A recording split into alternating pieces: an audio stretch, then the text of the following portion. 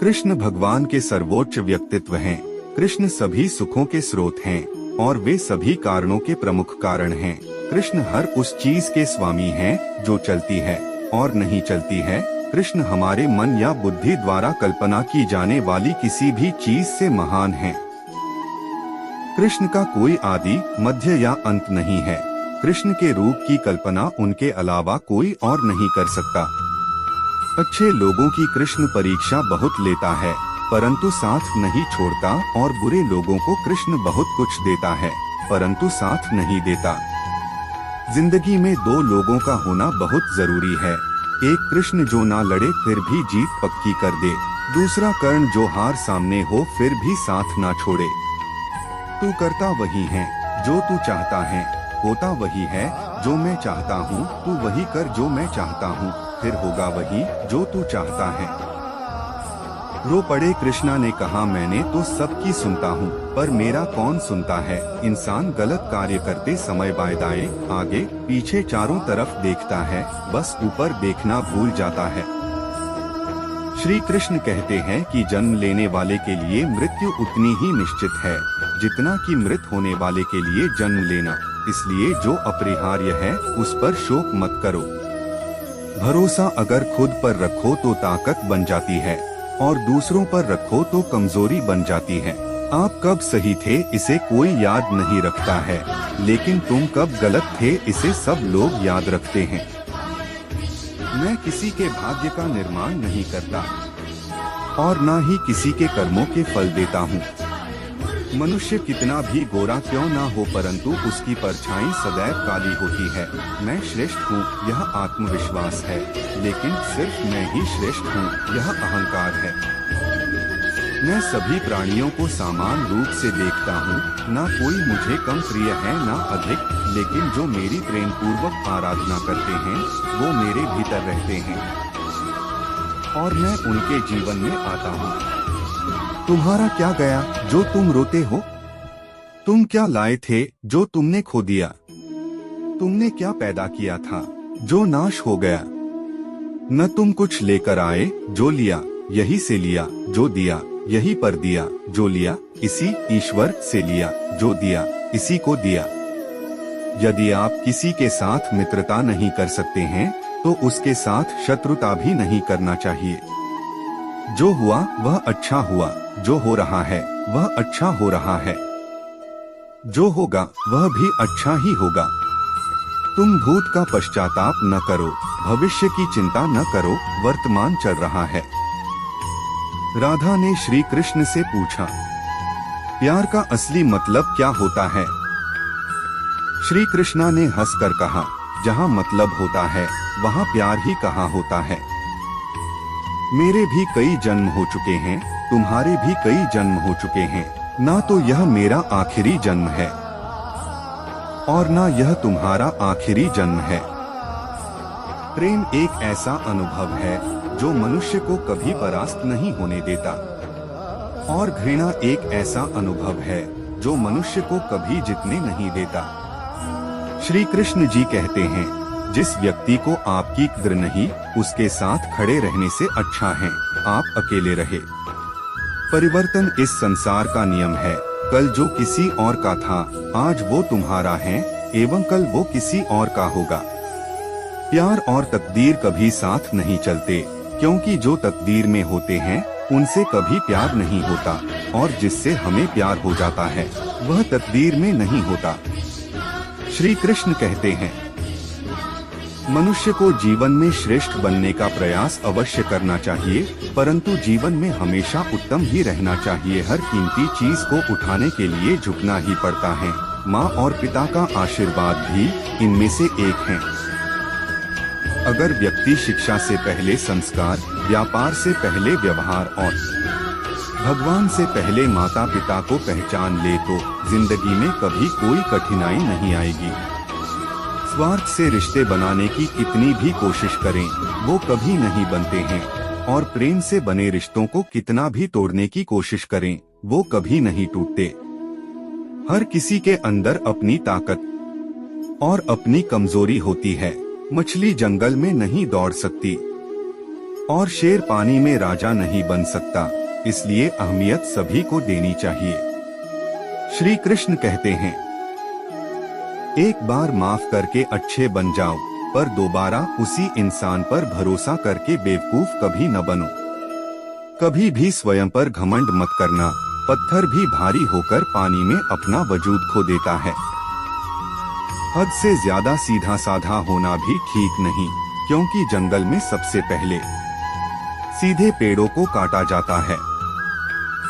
अच्छी किस्मत के लोग थोड़ा भी बुरा होने पर भगवान को कोसते हैं, और बुरी किस्मत के लोग थोड़ा भी अच्छा होने भगवान का स्मरण और धन्यवाद करते हैं। बुरे कर्म करने नहीं पड़ते हो जाते हैं, और अच्छे कर्म होते नहीं करने पड़ते हैं। कृष्ण कहते हैं, अहंकार मत कर, किसी को कुछ भी देकर क्या पता तू दे रहा है या पिछले जन्म का कर्जा चुका रहा है। अहंकार करने पर इंसान की प्रतिष्ठा, वंश, वैभव तीनों ही चले जाते हैं। जिंदगी के इस रण में खुद ही कृष्ण और खुद ही अर्जुन बनना पड़ता है, रोज अपना ही सारथी बनकर जीवन की महाभारत को लड़ना पड़ता है। क्या सदा मौन रहना उचित है? नहीं, इतिहास साक्षी है। संसार में अधिक विपदाएं इसलिए आई क्योंकि समय पड़ने पर मनुष्य उसका विरोध नहीं कर पाया। जब मनुष्य को अपने धर्म पर अहंकार हो जाता है, तब उसके हाथों अधर्म होने लगता है। यह सच बात है कि भूल करके इंसान कुछ सीखता है, परंतु इसका यह मतलब नहीं कि वह जीवन भर भूल करता रहे और कहे कि हम सीख रहे हैं। महाभारत युद्ध आरंभ होने के ठीक पहले भगवान श्री कृष्ण ने अर्जुन को जो उपदेश दिया वह श्रीमद् भगवद गीता के नाम से प्रसिद्ध है। महाभारत के युद्ध के समय जब अर्जुन युद्ध करने से मना करते हैं, तब श्री कृष्ण उन्हें उपदेश देते हैं और कर्म व धर्म के सच्चे ज्ञान से अवगत कराते हैं। श्री कृष्ण के इन्हीं उपदेशों को भगवत गीता नामक ग्रंथ में संकलित किया गया है। गीता में 18 अध्याय और 700 श्लोक हैं। यहाँ हम कुछ सबसे प्रसिद्ध भागवत गीता श्लोक और हिंदी में श्लोक का अर्थ भी शामिल करना चाहते हैं।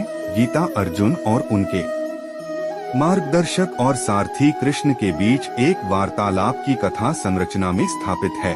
पांडवों और कौरवों के बीच धर्म युद्ध की शुरुआत में अर्जुन हिंसा के बारे में नैतिक दुविधा और निराशा से भर जाता है और युद्ध अपने स्वयं के रिश्तेदारों के खिलाफ संघर्ष का कारण होगा। अर्जुन आश्चर्य करता है कि क्या उसे त्यागना चाहिए और कृष्ण के वकील की तलाश करनी चाहिए, जिनके जवाब और प्रवचन भगवत गीता का गठन करते हैं। कृष्ण ने अर्जुन को निस्वार्थ कर्म के माध्यम से धर्म का पालन करने के लिए अपने कर्तव्य का हवाला दिया।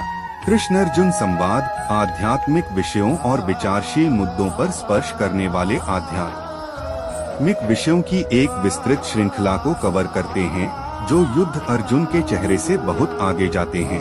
कृष्ण को मानव इतिहास का पहला प्रेरक वक्ता भी कहा जाता है। यहाँ हम कुछ सबसे प्रसिद्ध भागवत गीता श्लोक और हिंदी में श्लोक का अर्थ भी शामिल करना चाहते हैं। गीता अर्जुन और उनके मार्गदर्शक और सारथी कृष्ण के बीच एक वार्तालाप की कथा संरचना में स्थापित है।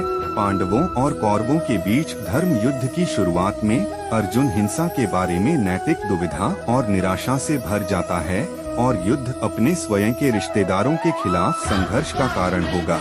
अर्जुन आश्चर्य करता है कि क्या उसे त्यागना चाहिए और कृष्ण के वकील की तलाश करनी चाहिए, जिनके जवाब और प्रवचन भगवत गीता का गठन करते हैं। कृष्ण ने अर्जुन को निस्वार्थ कर्म के माध्यम से धर्म का पालन करने के लिए अपने कर्तव्य का हवाला दिया। कृष्ण अर्जुन संवाद आध्यात्मिक विषयों और विचारशील मुद्दों पर स्पर्श करने वाले आध्यात्मिक विषयों की एक विस्तृत श्रृंखला को कवर करते हैं, जो युद्ध अर्जुन के चेहरे से बहुत आगे जाते हैं। कृष्ण को मानव इतिहास का पहला प्रेरक वक्ता भी कहा जाता है। कृष्ण वंदे जगत गुरुं गीता के ये हैं टॉप 10 श्लोक, अर्थ सहित इन्हें समझिए।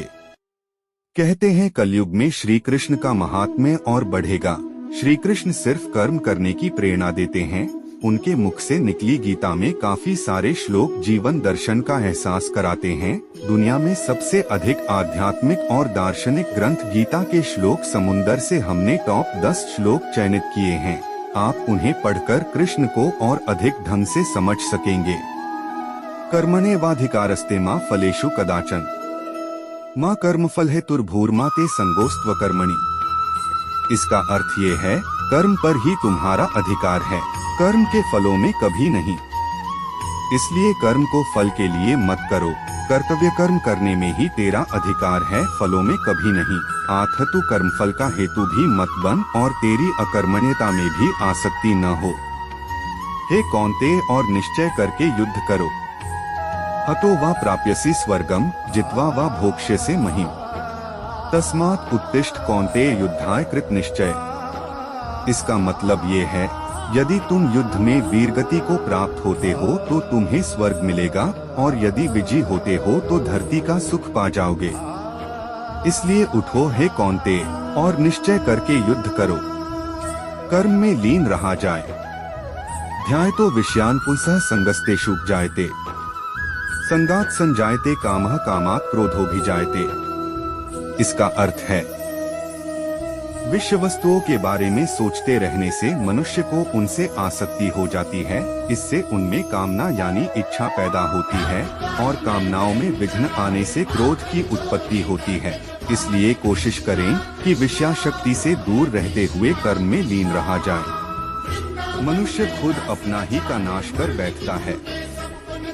क्रोधात् भवति सम्मोह, सम्मोहात् स्मृति विभ्रम, स्मृति भ्रंशात् बुद्धिनाशो, बुद्धिनाशात् प्रणश्यति।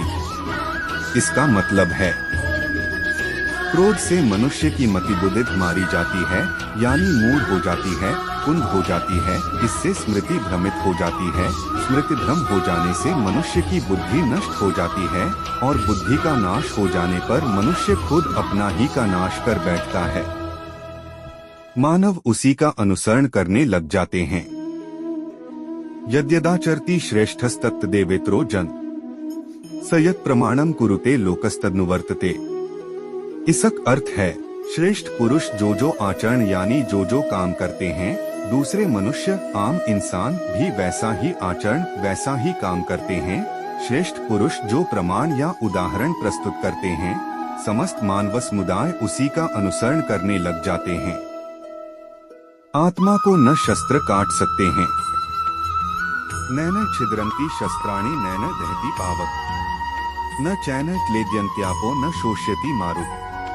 इसका अर्थ है, आत्मा को न शस्त्र काट सकते हैं, न आग उसे जला सकती है, न पानी उसे भिगो सकता है, न हवा उसे सुखा सकती है। यहाँ श्री कृष्ण ने आत्मा के अजरमर और शाश्वत होने की बात की है। यदा यदा हि धर्मस्य ग्लानिर्भवति भारत, अभ्युत्थानम धर्मस्य तदात्मानं सृजामहे। इसका अर्थ, हे भारत, जब जब धर्म की ग्लानि हानि यानी उसका क्षय होता है और अधर्म में वृद्धि होती है, तब तब मैं श्री कृष्ण धर्म के अभ्युत्थान के लिए स्वयं की रचना करता हूँ, अर्थात अवतार लेता हूँ। युगों युगों से प्रत्येक युग में जन्म लेता आया हूँ। परित्राणाय साधूनां विनाशाय च दुष्कृतां, धर्म संस्थापनार्थाय संभवामि युगे युगे। इसका मतलब यह है, सीधे साधे सरल पुरुषों के कल्याण के लिए और दुष्कर्मियों के विनाश के लिए, धर्म की स्थापना के लिए मैं श्री कृष्ण युगों युगों से प्रत्येक युग में जन्म लेता आया हूँ। अपनी इंद्रियों पर संयम रखने वाले मनुष्य, श्रद्धावान लभते ज्ञान तत्पर संयतेन्द्रिय, ज्ञान लब्ध्वा पराम शांतिं चिरेणाधिगच्छति।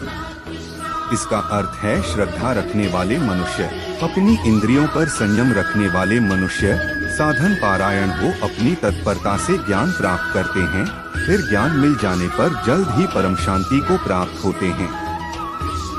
सभी धर्मों को त्याग कर सर्वधर्मान् परित्यज्य मामेकं शरणं व्रज, अहं त्वा सर्वपापेभ्यो मोक्षयिष्यामि मा शुच।